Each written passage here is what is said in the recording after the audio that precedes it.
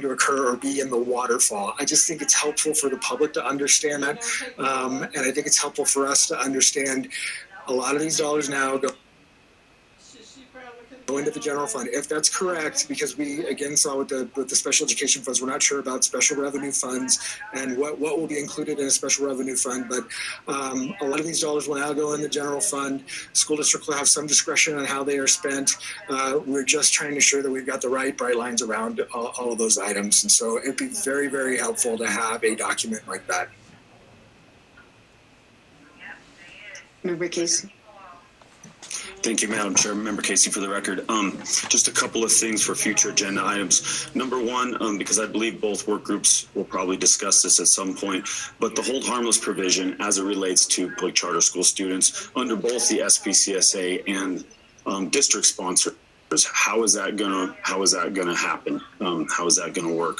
And I do think that is a discussion that needs to happen. My second, and I want to apologize to my work group because I actually didn't totally comprehend, during our monitoring meeting this morning about comparing budgets that public charter schools would be left out of that. I just assumed I'd be making a comparison budget to see the impacts. And so I think there needs to be a discussion on how do we measure, evaluate, and monitor the potential impacts under the Nevada plan and the pupil-centered funding plan as it relates to nearly 60,000 students under both the SPCSA and districts. I'm not sure how those district-sponsored charter schools are accounted for in their budgets, as well as looking at the potential impacts. So that may go back to a work group for a future agenda item. I don't know, but I do believe we need to address those. Thank you.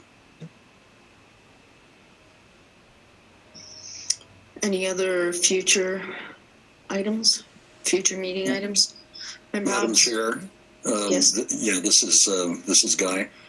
I don't think this is an item, and I may be the only one that might need this, but going back to the initial steps that the commission was taking, I think we went through a summary of what the commission was actually charged with, and from time to time, and again, I may be the only one, but I go back and try to review 543 to remind myself of what actually our charge is and what it is not.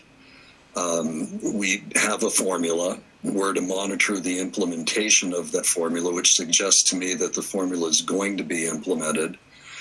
We do have the ability to make recommendations with regards to improvements to that formula that will be implemented, but it sometimes seems as though we may be getting off into the weeds with regard to certain elements of the formula prior to actually seeing the formula modeled and being able to look at exactly the way it performs. And I understand why that exists. That's very clear to me, but I want to make sure that we're staying within the boundaries of what we were actually charged to do. So if there's a summary or something along those lines that can remind us of what we are actually charged to do and what may be beyond the purview of this commission would, I think, be very helpful on an ongoing basis. So refresher on the responsibilities of the commission. I think that would be very helpful. Again, that's Madam Chair Guy Hobbs. It seems that we're focusing on some detail of certain elements, and it's very necessary to have that conversation and understand those.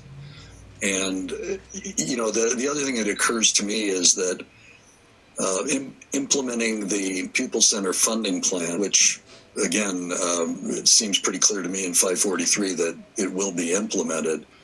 It's being implemented at this time or being tested at this time with the same level of appropriation that state and local funding have provided for education.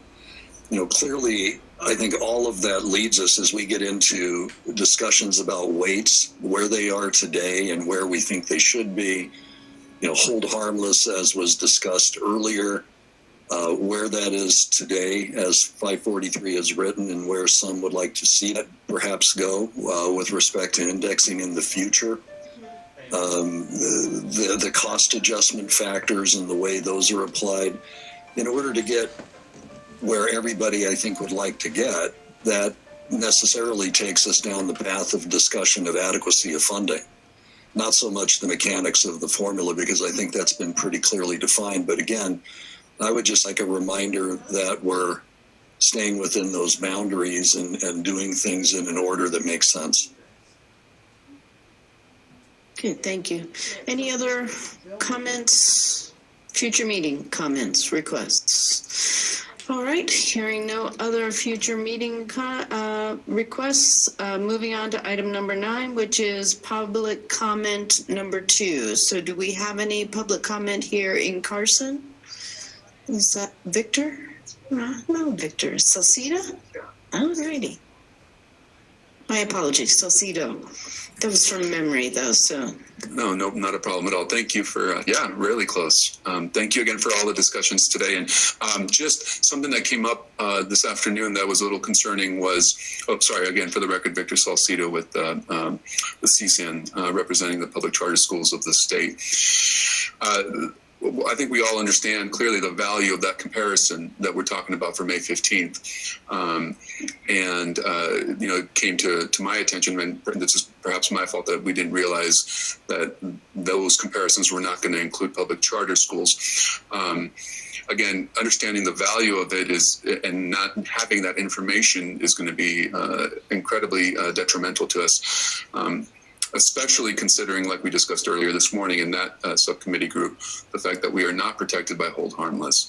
So taken together, it leaves us in a position where we're not going to know the impact for the public charter schools, and not have that added protection of the hold harmless leaves us in a position, again, where we're kind of flying blind without a parachute.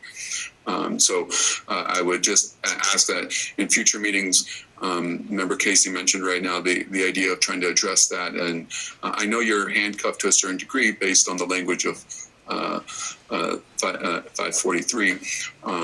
But again, this is not a niche little segment. This is close to 60,000 students we're talking about. And so some of that information, I think, has to come out in one form or another. Thank you again. Thank you. And just for purposes of our records, could you make sure you give her a comment card? Thank you so much. Right. Any other public comment here in Carson? Any public comment in Las Vegas? Madam Chair, we have one card, Alexander Marks. Thank you.